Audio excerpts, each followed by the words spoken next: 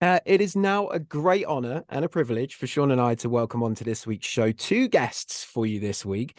One being the awesome composer of X, Pearl, and the upcoming Maxine, and all four of the some of my favorite movies ever, the John Wick movies. A returning guest here with me for his third outing on this show, the incredible Mr. Tyler Bates, and for the first time on this very show, a musician, composer, and multi-instrumentalist that's been making waves with some amazing music and proving that exceptional talent definitely runs in this family. Tyler's daughter, the fantastic Lola Colette, joins us on the show too. Welcome to you both. How are you both doing?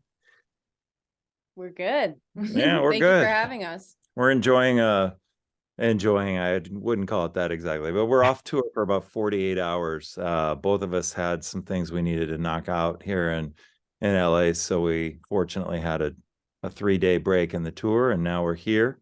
We're sitting in my studio that's in disarray because it's in the midst of a renovation, but we're here with you and excited to talk about music. Well, thank you both so much for joining us to talk about, well, pretty much all of the great work you've been doing of late. But I thought, Tyler, if you don't mind, actually, as it's Lola's first time with us, we would start with you, Lola, if that's okay, with your dad. As obviously, Tyler, we have your amazing story on record already. So, Lola, I thought we'd start with your journey as an artist and how things began for you as a musician, and how and when did you know you were going to essentially be getting into the family business, and was it your dad that inspired that? Totally. Well, it started at 5 years old, and I was signed up for piano lessons, and I ended up staying with this teacher for around 13 years. She classically trained me as a pianist. So that's where my roots are. I also train with a vocalist and have been songwriting since about 14, just naturally came about. When I was about 15, I downloaded Pro Tools, was my first DAW, and I've been using it ever since. And we've worked, co-produced songs together in the past, so I learned a lot of my skills from him, just being in the studio and being around him and his work. My first real gig as a recording musician was 12 years old. I was invited to record piano on the Guardians of the Galaxy score as solo Nice. pianist, and we recorded that at Capitol Records. And ever since I've been playing piano on scores, and in recent years, been working as a vocalist and doing a lot of ethereal vocal works for TV shows and movies, such as Girl in the Woods, which is a Peacock special that they were working on. And I've also worked on the John Wick movies and a couple other projects that they've had going on here in the studio. So they'll just invite me in whenever they need me, and I'm easy. I record vocals and piano whenever and wherever is needed. We work in triage mode here. So it's like, oh my God, we need this done in 20 minutes. I'll just text Lola. I'm like, I'm going to send you a session. Can you just give me this thing here? And she does it and flips it back. And that's how some of it definitely goes. So the great thing is, over the years, she has developed a sensibility for what's appropriate and what's needed, because there's really not a lot of time for me to explain everything, and sometimes it's up to interpretation and it requires experimentation, and fortunately she seems to get it and teach me a little bit about music as a result. Sean. Yeah, actually, I was going to ask about the dynamic that the two of you have when you're making music together. Is it an exchange of ideas that kind of goes backwards and forwards between the two of you, like, continuously? Yeah, I would say so. There have been a lot of times in the past and currently where I'll bring songs to him and that I've written and produced demos for, and then we'll, exchange ideas and then elevate those songs to the next level. And we're currently finishing up an EP of 5 songs that we've co-produced together that I'm really excited about. And it's a really exciting experience to be able to, and just, intimate experience to be able to work with a family member. You can just be very vulnerable, and there are a lot of amazing notes and ways that he challenges me to bring the inner artist out. So that's been really awesome working on my music with him. And there are times when he'll be working with artists and needs me to step in and sing a vocal on a song, or just, for movie scores and that kind of thing. And I'll step in and kind of give my 2 cents and interpret it in a way that makes sense for the film, but also still is integral to, my artistry. Tyler, you were just saying there about learning from each other. Really, that was going to be my next question. Is obviously between a father and a daughter, there's many lessons you can teach about life and about music, but actually you were just remarking that you're actually teaching each other quite a lot of the time, you were saying. Oh, without a doubt. And if we look back in our early lives to our formative years where we're establishing or learning our fundamentals, we become skilled to the degree where we oftentimes abandon some of the fundamentals because we're onto other things, and we forget why that very simple thing works so well. You know what I mean? Everything doesn't have to be complex. And at the core of really great creative work, I think there are fundamentals that, of course, we sort of take them and twist them and create our own signature with them. But, on the earlier side of your career, you're not as informed or jaded from experience. And I'm not a jaded person. Like, I am still like every day super passionate and excited about music, and that's why I'm involved in so many different things. But the real payoff to the career is that you never stop learning. And I work with geniuses like all day long. The directors I work with, they're all geniuses, like every last one of them, and you can't help but elevate your game. And the artists I work with have their own creative genius. She does, Starcrawler does, Jerry Cantrell, amazing writer, Gavin Rossdale, amazing writer, and I've learned from all of them. And in turn, I also try and really set the table for people to believe in themselves and in their talent and in the moment that we're making what we're creating. It's not about the success that was had in the past. It's about, we're here now. Let's make the great stuff now. And so there is a reciprocal aspect to it. Lola's natural ability with complex musical concepts is a lot, like, for me to take it all in, especially because she has such a fluid piano background and a classical music background and very deep into jazz as well. I have to continue to expand my vocabulary in order to keep up. So it's great. And even with the Starcrawler kids, they're all like 22 and younger. And there's something about the way they work that teaches me a lot about perspective that maybe isn't apparent in my life as I walk through my life. So it's definitely continuing to challenge me to grow, which I love. And I welcome that in my life. Lola, did you want to add anything to that, or are you happy with that? Yeah, and I would say at the end of the day, it just comes from being passionate about music and about the history of music, really delving into what's been made before your time. And so I've just spent so many hours of my life listening to music and to vinyl and playing classical music. And I'm just so in love with all different types of music. And so I love to share that with my dad as well. Sean? Yeah, we're geeks. Okay, we're just nerds. We're nerds. Yeah. Oh, you're in good company here. Proudly so. In good company. It's fascinating what you said there, Lola, about engaging with the history of music, because I often find some of the best conversations I've had with my parents are about music when they pass something down generationally on to me. And they almost like take a great pride in the fact that I can listen to an artist and it's like, oh yeah, because we introduced you to that. I don't know if you both thought that music is one of the great things that can kind of bond different like generations of like family members together creatively.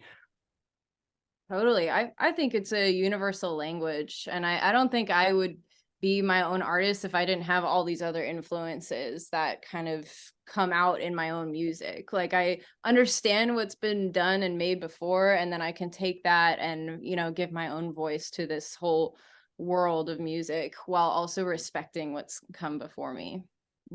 It's also interesting working in the studio together. Obviously, me technically being the father before we walk in the studio, there's certain things that, yeah, I mean, we're close and we're friends.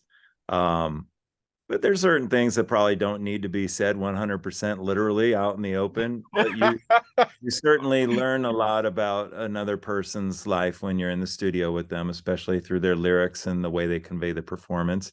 And I'm thrilled that Lola has enough trust in me to allow me into that space with her, and I trust her. I mean, the reason I've hired her on Scores is I am ethically obligated to create the best product.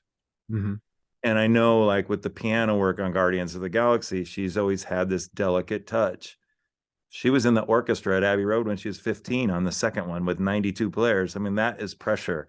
And I was watching this go down and I'm like, why didn't I ever put myself in the orchestra, like just with some of the guitar work? And then I thought, because it's too scary. Oh yeah. Scariest day of my life. Yeah, I had one of those.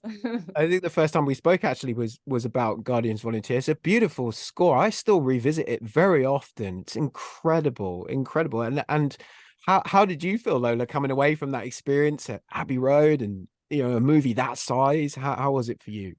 It was life-changing. It definitely helps you work under pressure. I remember there was a moment where, you have a screen that tells you the clicks, and then you have the conductor, and the conductor was off by one beat. And I decided I'm going to follow the screen instead of the conductor when the entire orchestra did the opposite for me. And I remember all like 33 violinists just turning around and being like, oh, I'm back there.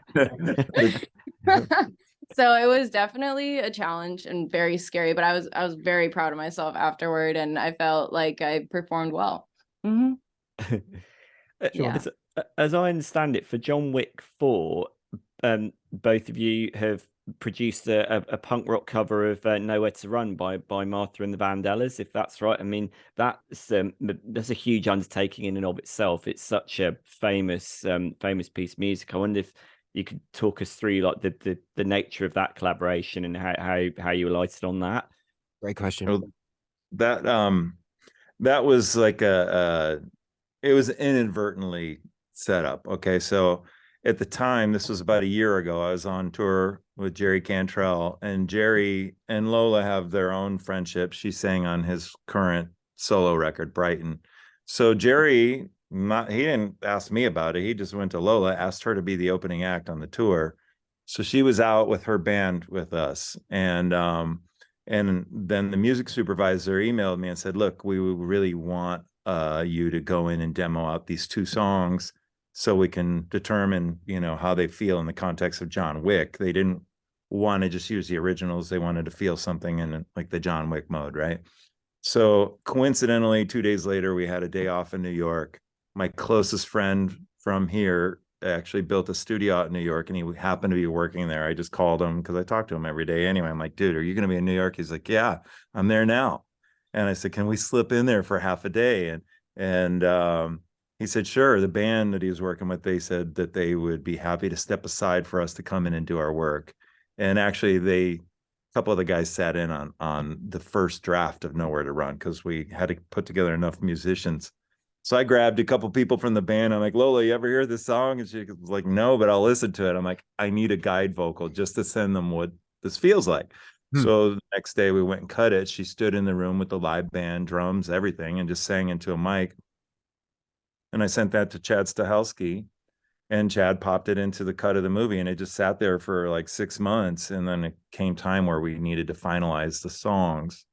And so he had asked me originally at the very onset of the project if I heard of In This Moment, because he really loves Maria Brink, and I was working on a record with them at the time, and also their new record. So he asked if we could get them to do something. I'll make sure, because they're big fans of John Wick. But then when it came time to address Nowhere to Run, I was thinking, well, that would be where Maria would sing a guest on a cover song. He said, who's singing? That's Junior, right? I'm like, you mean Lola? And he says, yeah.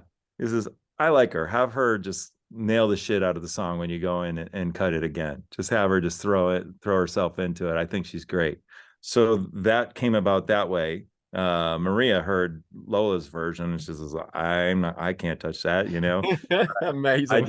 I'm better to do my own thing. And she's such an amazing singer and an incredible human. I thought that was such an amazing gesture, knowing how excited she was to be part of John Wick. And then it looked like it wasn't going to happen. And Chad had heard the song that we have in the movie, I Will Die for You. He had heard it right after he had initially contacted me about In This Moment, because we had just written the song. And we played that song and he's like, can we please have this song in the movie? This is so good, because he's such a fan. So it really worked out in the best of all scenarios, because Lola was just doing me a favor, because I needed to provide them a quick demo of the song just to get away from the original. And it just turned out that they really liked her a lot. So my next question would be, Lola, how are you feeling about being part of the John Wick universe? I'm super excited about it, and I can't wait to see the final cut of the movie and see how the song plays, against the scene, because I have no idea what it's going to look like yet, so I'm really excited about that. And it was such a fun process. We went to East West Studios here in Hollywood, and I was recording for the day with my band on my own music, and we decided to slip Nowhere to Run in there and get the final cut of it. And took my shoes off and just like really got in the flow and just gave it as much energy I possibly could. And I'm very proud of it. So I'm excited that it's in that movie. Sure. Yeah. Oh, sorry, Tyler. Sorry, go on, Tyler. I mean, what you're hearing in the movie is probably 90% the second take that she did, and then the 10% would have been pulled from the first. So it was like, it's a performance. It's, it's not manufactured. So it's pretty cool that it just went down that way, because obviously Lola was really focused on getting her record done. And she's like, all right, let's do Nowhere to Run. So we just knocked it out. And I thought that was pretty cool. And it was so spirited because we didn't labor over it too much. Sometimes you can labor over something too much and there's not enough spontaneity in the performance. And so I think it's pretty fiery. It's cool. Well, it sounds like the go for broke attitude that you both applied to that is embodied in the series, isn't it? Because John Wick is very kind of, and the idea of putting that a new twist on existing tropes, on existing things with which we're familiar, which is something that Tyler, you've done in your John Wick music, which happens in the John Wick films, that they turn these conventions inside out. I imagine that must be a really exhilarating process to be able to do that, to be able to turn our expectations around like that. Yeah, I mean, in the movie calls on a different aesthetic with the songs as we've gone through them. It's been rooted a little bit more in like rock or active rock type music for the first three, but because this movie, it's so huge. I mean, it's so huge. There's so much music in this movie. It's insane. But there are some electronic artists that are featured in this one, besides the Castlevania, who is a very, very good friend of mine, and he's been involved, from the get-go with us. So I was thinking about it, we needed a slightly different approach to the songs that I was producing for the film. And instead of really being ensconced in like, hard rock or metal, I thought maybe a little bit more of a garagey punk take on these songs would blend a little bit better with the story and with the licensed music as well. And it was a lot of fun to do it. And some of the stuff, we're kind of taking that style and juxtaposing that with the orchestral arrangements, and made it a lot of fun to create those songs for the film. Working with Chad, I know you love to work with Chad, and it's very clear that you guys are friends and you have a very clear understanding of each other's artistry. But looking at the John Wick films, I think I said this to you before, like they are bullet ballets, as I like to call them, in that there's so much work on and off camera that goes into them. They are art. They're not just your average, ordinary, everyday action movie. There's the choreography and how everything is shot. It's just it's beautiful artistry. How do you find as a composer having to come at that, in terms of how it is like a big dance, isn't it? I guess John Wick, and how do you come to that as a composer and kind of get that magic right when in terms of timing, because timing is so important in the movies as well, isn't it? Yeah, and you really have to feel the flow of the entirety of what's going on. It just can't be tagging every shot or every action. There is a certain, as you mentioned, almost like a balletic flow to the sequence. Chad Stahelski is a master in multiple martial arts. He's cultured in it. Kung fu movies and westerns are his favorite. This movie has so many heavy martial artists that are legendary throughout the world. I think it's going to really please a lot of people. But I think, you know, at the end of the day, I have to look at the flow of the movie and the arc of the story, and the sound of John Wick just wouldn't be what it is had it not been for the collab between Joel, Richard, and I. Joel is a huge contributor to the sound. He's like a brother to me. And the beauty of John Wick is that it started as an indie film, right? It wasn't an existing property. It wasn't like there was already a comic book made of it or a graphic novel. So nobody was really looking. Like, the expectations, I think, were low. The budget was low. And when Joel and I came on board, it was right when I was finishing the first Guardians of the Galaxy film. This was the first film for Chad Stahelski and David Leitch, especially working as in tandem. I recognized them because they were in 300. They did all the stunt coordinating, and they were Spartans in that movie. So I'd been seeing them as in the Spartans for a year. But anyway, because they hadn't done it before, they kind of acquiesced to Joel and I and our music supervisor and music editor, Brian Richards, who is no longer with us in this world, but he was an amazing talent and great spirit, and he's still in John Wick. Like, he's a part of it. One of the greatest music editors ever, and a true brother to Joel and I. So I think the collaboration between us really helped John Wick, or really was why John Wick became what it is now. And it's been a terrific experience for Joel and I to remain connected artistically, because we've been friends so long, and to build on each other's ideas. And so it's been fun. This one was so crazy that there was, again, a lot of triage and needing to get things done fast. And Joel called on Lola a number of times to do some ambient vocal work, like ethereal stuff. And luckily she was there and available and able to record herself, because we just didn't have time to have her in the studio. There's too much to do. So it was kind of great, all in all, and seems like Lola understood the point of what we were looking for. So, Lola, did you have anything to add? I also studied with a vocal coach who was on Broadway back in the day, and over the past couple years, she has helped me to access all different types of vowels and notes in my range that I never would have even imagined were there. And she's really kind of molded me into like a switchblade singer, so I can kind of step into any sort of situation and be able to give a piece of music the right tone. And so just even working with scores here in the studio has been like amazing for my own artistry, to understand how to utilize my vocals in all sorts of different ways. So that's been really awesome, how it's in tandem with each other. Awesome. Sean? The use of vocals in John Wick, that it really intrigues me. Is that a sense of, are you giving voice to his like inner torment? Because he is a very, very tormented character. He's a very driven character, but he is a human being at the end of the day. So I suppose the use of human voices in line with this character is an interesting proposition in a way. Well, yeah, I mean, his deceased wife Helen is at the core of his motivation. I mean, it's whether she is the direct impetus for his response or desire for retribution. it's to be interpreted. Subject for debate.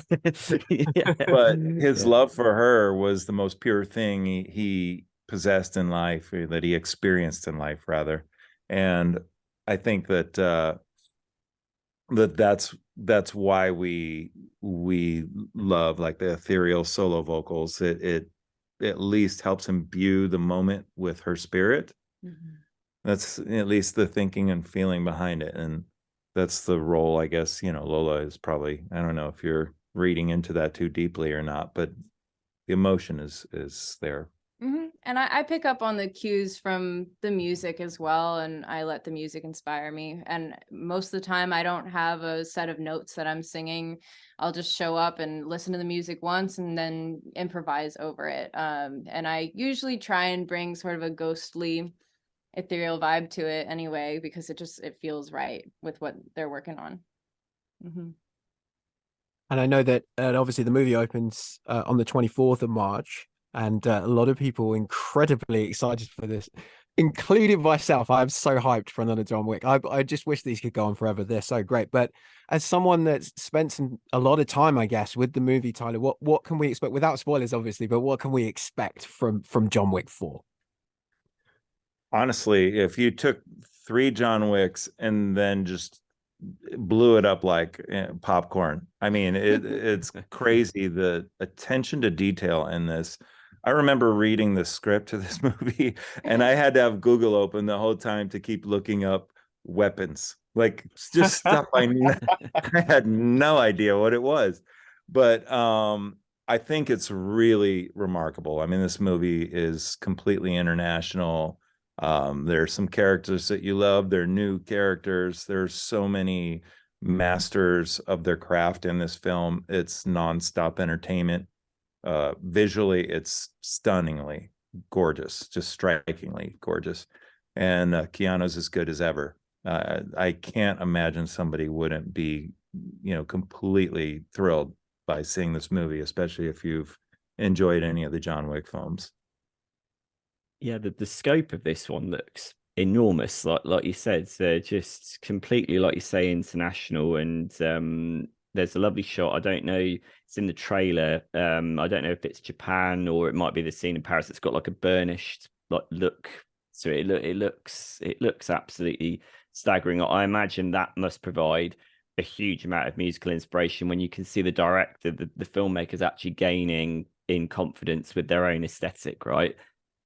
Yeah, I'm waiting so let's see what happens after this movie comes out, because there's got to be somebody who does a John Wick 4 travel log. One person in this world might do it, where they do the full John Wick 4 travel log.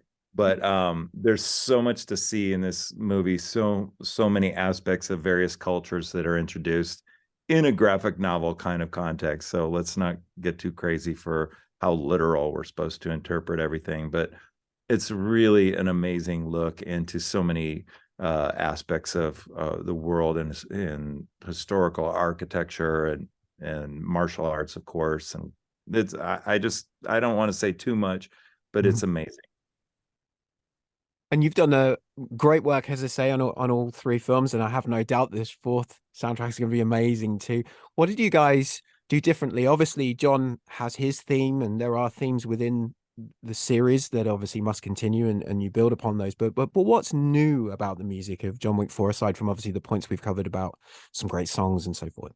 Well, there are definitely a number of new themes. We did employ an orchestra on this one for some of the music, but it's the interesting thing about the music of John Wick, especially the way it works with the picture. It's almost like a John Carpenter movie. So if you've written music for any movie like that, you'll see that the picture really kicks back to you all the things that just don't work immediately. Like a Halloween movie, like when I did the first Halloween film with Rob Zombie, we thought we were going to just go do our own thing. And once we got into it, we realized that music is kind of a fundamental component to how the movie itself works. So we've found some of those aspects, really becoming apparent in this movie more than all of them. So the use of the orchestra was more of a support element to add some depth to the sounds that we already created, but not to supplant all the experimental stuff that Joel and I do with synthesizers and sound design. Still very rock and roll. But Joel definitely developed a few really great psychological and emotional themes for this film that I think are really strong. And Lola sang on his stuff. Most of what I have done in this movie is action oriented music, and played a lot of guitar and bass and guitar viol and synthesizers and stuff. But again, it's such an enormous collaboration between Joel and I. We're both, I'd say both of our contribution would serve a complete movie, each independent of one another, and then we cross-pollinate all of our work. So anything that I do, I send to Joel, and he'll kind of put his thumbprint into it, and vice versa.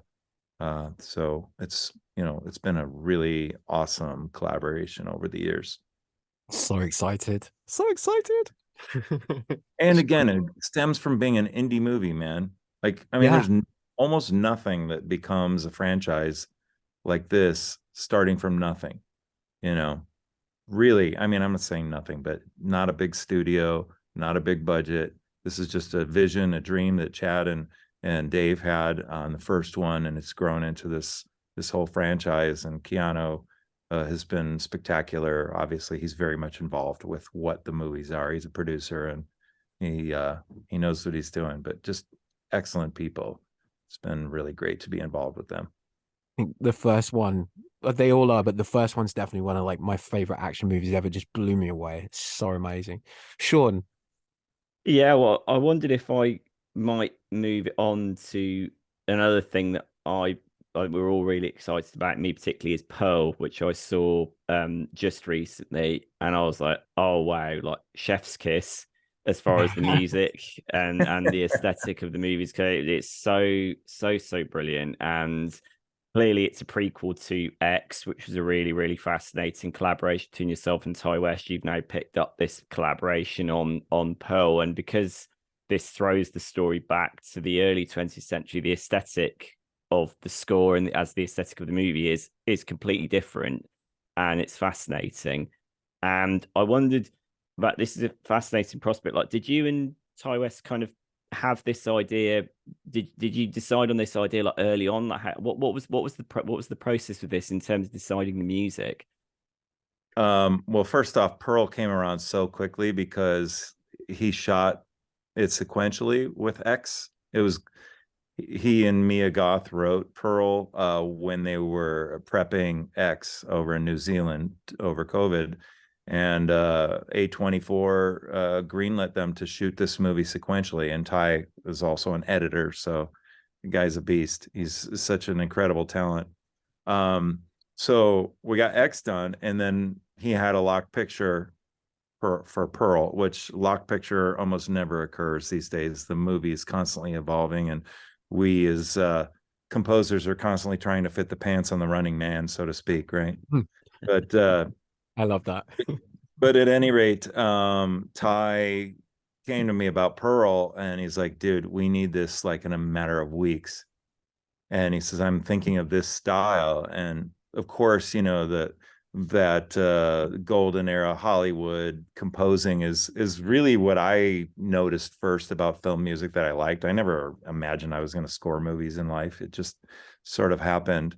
And my good friend Tim Williams, who's worked with me on the vast majority of my films in some capacity, and he's a very close friend. He too has a deep cultural affinity for that music. So when Ty mentioned it to me, I'm like, dude, the only way we're going to get this done is if I have Tim as my partner and maybe one other person. I said, because this music's very detailed and it's all live. I mean, we couldn't do this with samples. So there was a lot of music prep involved with this, and we recorded in Nashville, which they were great, but it's a different challenge than recording in Los Angeles or in London. And Tim did an amazing job orchestrating and conducting the score.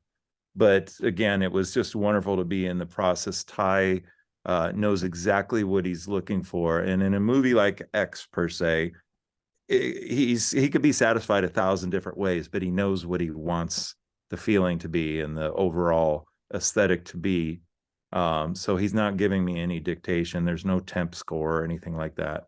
It's all conversational between us. And with Pearl, it was a little bit more determined, what we were going to do and how we were going to go about it, because there just wasn't time for conceptual experimentation. But I think he always knew he wanted to approach it from that golden era of Hollywood music, which is not a literal expression from 1918, 1919, as Pearl takes place. But I think it was a great call. It was a wonderful opportunity to write very thematic material, overly dramatic material, to factor into sort of the interesting duality of this movie. There's a little bit of a wink in this film, and we were able to work that into the music. Really proud to be part of it. And again, another movie with Ty and Tim, is one of my dearest friends. So it was a wonderful collaboration. Greg Preckle helped us a bit too. And, Ty and I have established a great rapport because we started with The Sacrament back in like 2014 or 2013 was our first experience together. And I'm excited for the next one. Yeah, because with Pearl, the music, like the film, there is a sense that it's pastiche, but it's sincere pastiche. Like the music actually does invest you in the head of this character played by Mia Goth. You do end up, understanding her journey and sympathizing with her up to a point. And I love the way, like you said there, the music kind of like winks, and yet it is also a very serious sort of evocation of what that era of film music sounded like. I mean, I was thinking of maybe Max Steiner by way of Bernard Herrmann. Those are two things that kind of came to mind. I don't know if there were any specific reference points for it. That's what that's what leapt to my mind.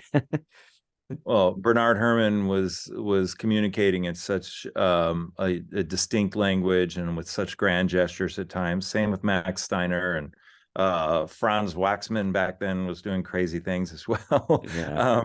That I always found fascinating. Before I even began to understand any of the technical aspects of music, I was fascinated by how somebody could compose such insane music.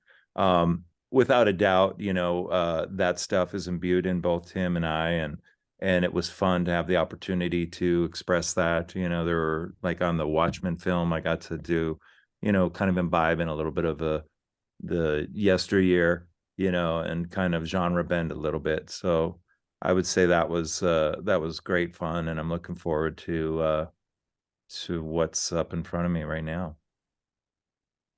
Let's talk about your relationship with Ty, actually, because you guys obviously get on amazingly well. You're looking at four movies, and when you include Maxine, I guess that's what your fourth. Maxine will be your fourth title together. Is that right? Or... So long as he doesn't fire me, yeah. What is it about working with Ty? You guys clearly have a great shorthand. You get on very well. What is it for you about working with Ty, and what's it like working with Ty? Well, for one, he's brilliant. And he's not the kind of person who's going to act like he's brilliant. He just is. He's a very take action kind of person. So he's an excellent editor. And really, of all the movies I've done, his style of editing is up there with the absolute best of them. He has a great command over what he has to say, and he's very good at communicating his ideas. He definitely knows music, but he is so smart and aware about how he communicates with the composer that he doesn't box us into a corner by giving us literal music references to have to interpret.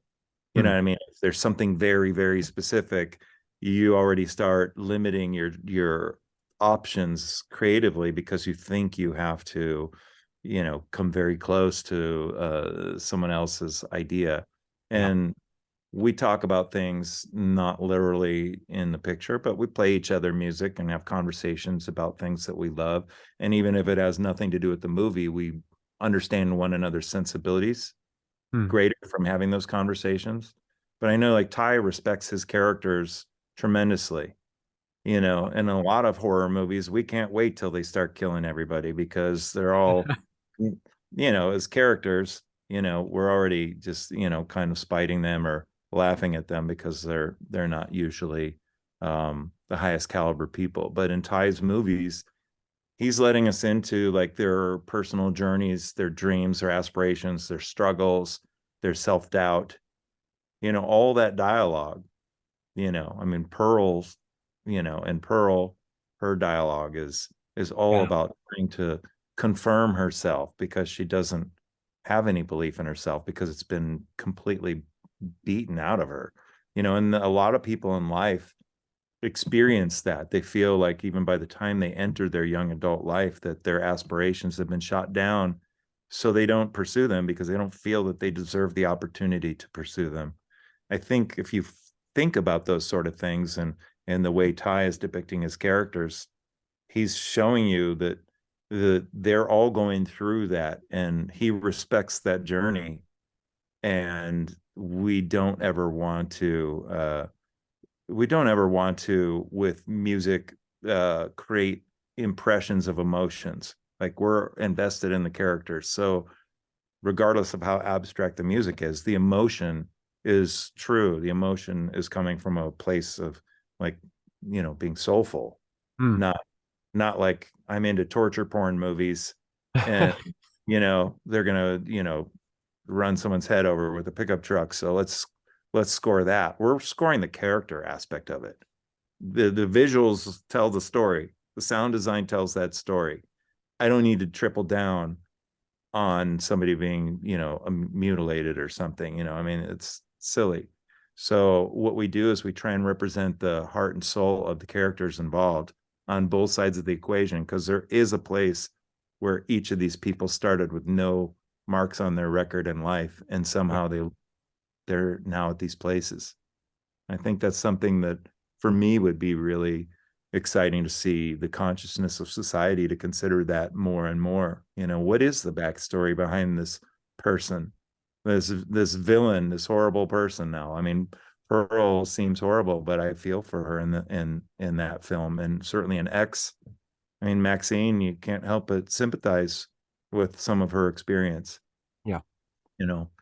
She doing cocaine is not like The Hangover or something. This is like, it's kind of tragic. Yeah. You can tell she's on a trajectory that's going to lead to a dark place. And, we don't want her to go there.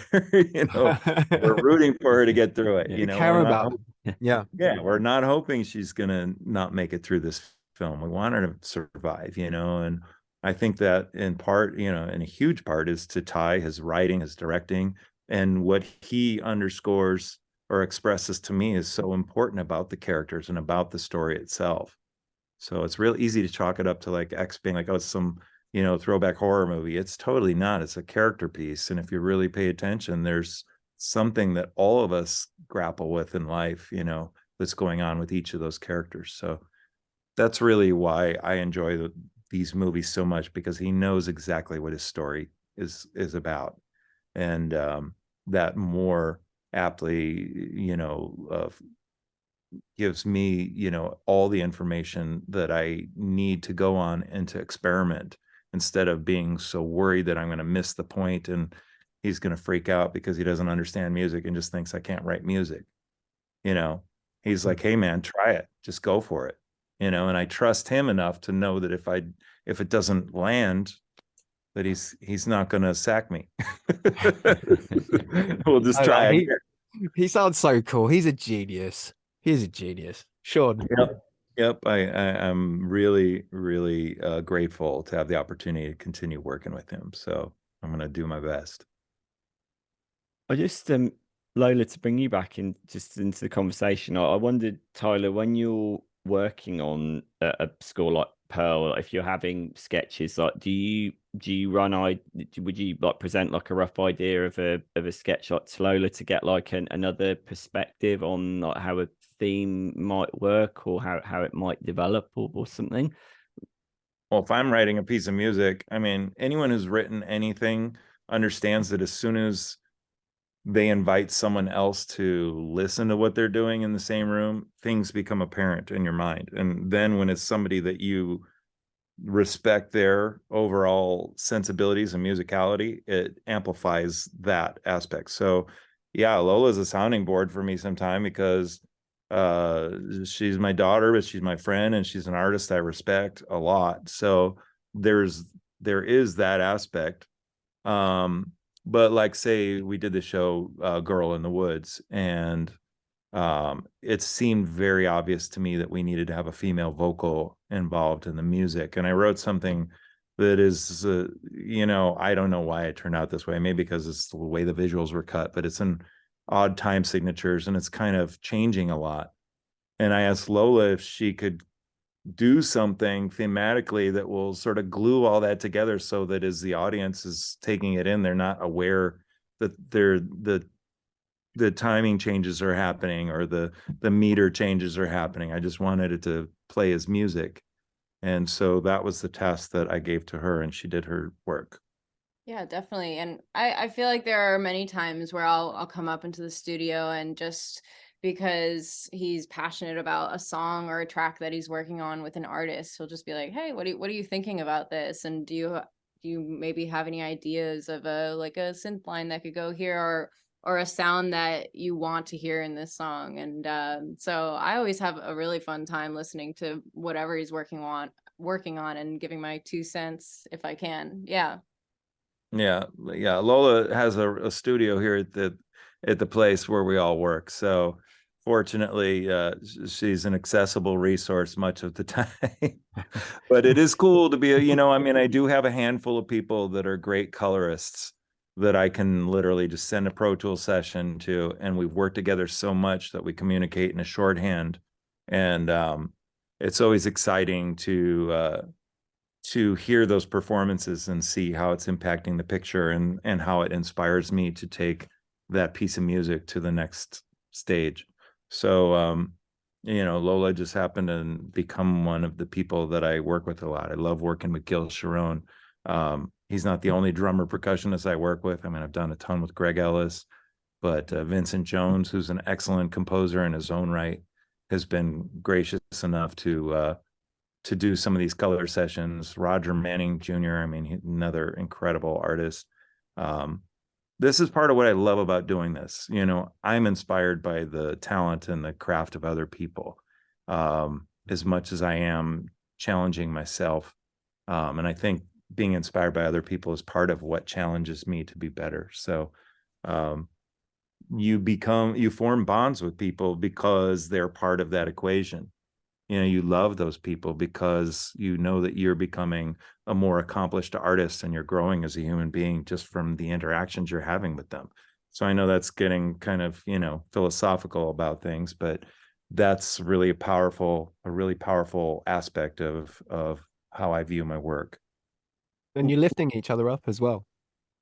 And it's sharing that energy and that creative energy, and everything goes in this kind of real nice poetic artistic flow. I think it's certainly a beautiful thing. And actually, you were just talking about working together. Of course, you're producing records with Lola yourself as well, away from the film space, aren't you? You guys are working on music together.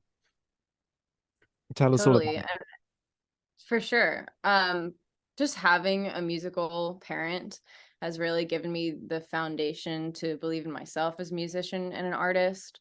So whenever I write a song, I get, excited about it if I think it's good, and I'll send it to him. And when he becomes excited about a song that I'm working on, that's amazing. And when we can get in the studio together and work on it, and I really value being challenged. And there are certain parts and vocal arrangements and things that I hadn't had in those songs. And he would be like, this song could really be elevated by a harsh piano performance or anything in that realm. So it's been really fun working on this body of work together. It's 5 songs that I've written. It's all original music, and I play a lot of the instruments, and I do all the singing on the songs. And I have 2 friends that are in a band called White Reaper. They're amazing drummer and bass players. And they recorded on the entirety of the project as well. So it's just been a fun experience to have my friends involved, as well as working with my dad. And it's just come together beautifully. And that's coming out soon, I guess. Yeah, so I mean, the John Wick movie's coming out, and Nowhere to Run is a really exciting catalyst for just my career as an artist, so I want to capitalize on that and start releasing music soon after. So my plan is to release a single. I've got accompanying videos along with the songs in the EP, and by the end of the year the EP will be out. Looking forward to that, Sean. I just wanted to return to the point of the idea of those coloring sessions, like the idea of that I find that really, really interesting. The idea that you get the germ of a musical idea and then other people's perspectives can kind of color it out. I wondered, Lola, do you remember having like a particularly visceral reaction to one of Tyler's like sort of works in progress, or like, there was a theme that was being worked out that you remember reacting like strongly to in the early stages? For sure. Well, the studio asked me to work on a large project, and at the time I was living in Nashville, going to school at Belmont University out there. And I had my whole rig set up and everything, and they asked me to do a lot of just improvised vocals over all these different sessions that made up the new Disney World attraction, the Guardians of the Galaxy Cosmic Rewind in the Epcot part of Disney World. And so I had about like 30 minutes of music just to completely improvise over. And I didn't necessarily know, they just kind of said, do your thing and apply your artistry to this and just, improvise over what's there. And there were moments where I really felt like my artistry was being represented in that project, and I'm really excited to know that my voice is forever on that ride in Disney World. So that was a really awesome project to be a part of, definitely. I want to ask you guys about the Netflix series that's coming out, Agent Elvis, which sounds absolutely insane. An adult animated series that features Matthew McConaughey voicing a superhero version of Elvis Presley. Please tell me more about this. It sounds awesome. Well, everybody's in that show. It's crazy. Like actually, week after week, Tim and I were realizing that there were different, more and more interesting actors involved in it. And it's a laundry list of great actors. I don't want to say too much about it because I don't know what y'all have seen in the trailer that was released. So I'm trying not to let the cat out of the bag. Of course. But it's so funny and naturally edgy. And the cool thing about it is, like, John Eddie Cummings, who is the engine behind the creative work on the writing of Agent Elvis. He's a career musician. And I think having had that experience and having toured opening for I think he was touring with Lisa Marie Presley at one time, opening for her. And just having a window just to look into the idea of Elvis with a close proximity like that. I imagine there were probably many stories exchanged between them, but his voice as a musician behind all of this, I think, really makes it so much better, because he was truly able to give Tim and I free rein to really just dream up whatever we thought was appropriate for the show. And then he could really engage in that conversation in a constructive fashion. And frankly, everybody at Netflix was great too. I really enjoyed working with everyone. It was one of the really positive feeling projects that I worked on coming out of COVID. So, we were certainly grateful to have that to focus on. And again, Tim and I being able to work on the score was amazing. He's my brother. So it's like, how much better does it get when you're working really hard on something that you love, and to be able to share it with somebody else that you admire and respect a lot? It was great. It was cool to be able to call on Lola to do a little vocal work for us when we needed it. And again, that was all happening so fast. It was like, hey, can you get this to me by 2:00? Yeah, I know it's 1:15 now, but can you get it to me by 2:00? So there's a little bit of that going on, but it was all in a very positive spirit. Everybody was so cool. My takeaway from that is hugely positive, and I think it's massively entertaining. I mean, there's just no way to watch that show and not laugh, and I'm pretty tough. Like, it takes a lot for me to laugh. So yeah. Did your dad Correct. tell you that you, when you were going through, like you were saying, oh, I need it in 45 minutes or whatever, did your dad tell you at any point that it was for an animated superhero version of Elvis, and how did you respond to that? Yeah, they did explain to me the premise of the show, and I thought it was so much fun. I'm like, hell yeah, I'll be a part of that. Yeah, I'm Sure. excited to watch it. Well, the musical potential, I imagine, in when you've got Elvis Presley as a main character, right? That must just open so many doors to creative possibilities, just to be funny and be surreal. That must just be so much fun, I imagine. Oh yeah, we're referential without a doubt to the era, and it's fun just to get my acid rock guitar sounds and just my other rock guitar sounds of the era, and to play into music like that. And Tim and I, our specialties, let's say, we complement each other very well, and it was so much fun to collaborate with him on it. It was one of the closest knit collaborations I've had on a TV show or a movie in quite some time. I mean, Joel and I on John Wick we've known each other forever, but 4 John Wicks into it, I think we've sort of become shorthand in the way that we do it. So we're not as conscious about it. But Agent Elvis was such a new thing for both Tim and I, and a unique opportunity that it really was like something that commanded our complete attention, and we had a lot of fun, had a lot of laughs throughout. Still just marveling in the show. And it's so cool to be working on something episodic, especially, and you become a fan of the show as you approach your work. It's not like with a movie, you'll go back and forth throughout the movie, however cajillion many times, as the picture evolves. But with this, it's episodic. So you get into it and you don't even know what's going to happen next in the next episode. You might get a clue, but it makes it that much more fun when you're working with somebody, just to have that ongoing dialogue with them. A movie is great, but it's a different type of medium. So all I can take away, mostly from this, is that it was really a great show. The people were awesome, and Tim and I had a blast. It's a really, really good time to be a Tyler Bates fan right now, because here in the UK, Pearl doesn't open until the 17th of March. In theaters. It's still not in theaters here yet. And then a week later we get John Wick 4, and I think around that time we also get Elvis as well, right? All at the same time over here. So it's a good time to be collecting your records.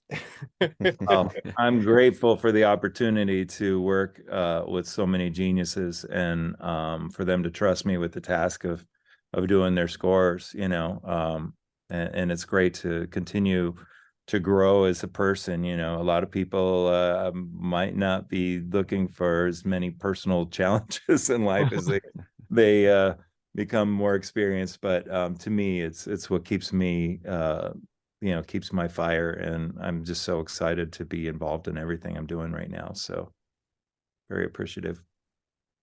Sean.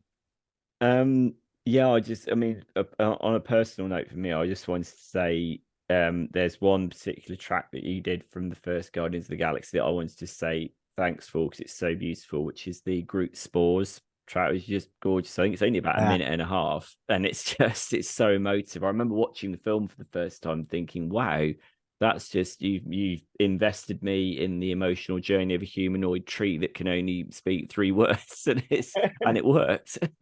Well, it was, from the get-go on Guardians, we had discussed really treating all the characters as like we would humans, and respecting them in the same way. And so even though that particular piece of music is very fantastical, it's still rooted in authentic emotion.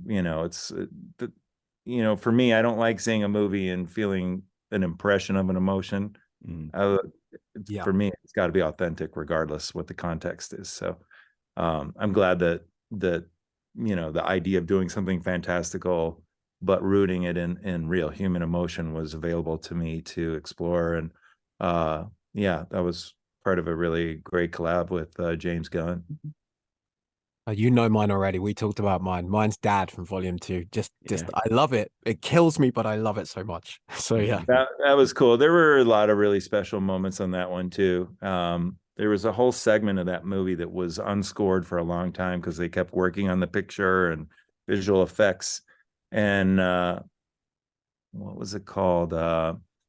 It's the one where Peter Quill's dad like touches him on the forehead and laser beams shoot out his eyes, and there's that whole sequence of him having that connection with his father, but also, you know, understanding his father's villain and all that.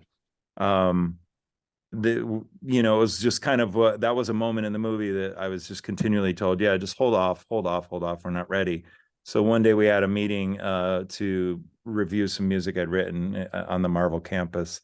And I told the music editor, I said, look, if the meeting goes well, I'm going to have brought some equipment with me today. And I'm going to just try and hold them for an extra 5-10 minutes because I'm going to play live to picture because we got to get into this piece of music. So I brought my guitar viol and a loop station, a couple delays, and the meeting went really well. And I said, hey, can you guys just hang for 5 minutes? And they're like, yeah, what's up? And I asked the music editor to bring up that sequence. And so he did. And I just plugged in and built that piece of music live, just improvised. And the music editor recorded it on his phone. So he gave me that recording at least. And then, you know, they loved it. So literally the phone recording of that piece of music was transcribed to be exactly what's in the movie. So it was pretty, for me, that was a really awesome moment. It's very awesome. Very awesome indeed. Yeah. Guys, we're out of time. Everybody, thank you so much. Tyler, to Lola, Sean, thanks for joining us. This has been a brilliant conversation. We've learned a lot and really appreciate your time. Good luck with the tour. Good luck with all your new music. Good luck with all the movies you have coming out, the shows. It seems like a really exciting time for you both, and wishing you every success, and thank you again. All right, Jon and Sean, thank you for having us today. And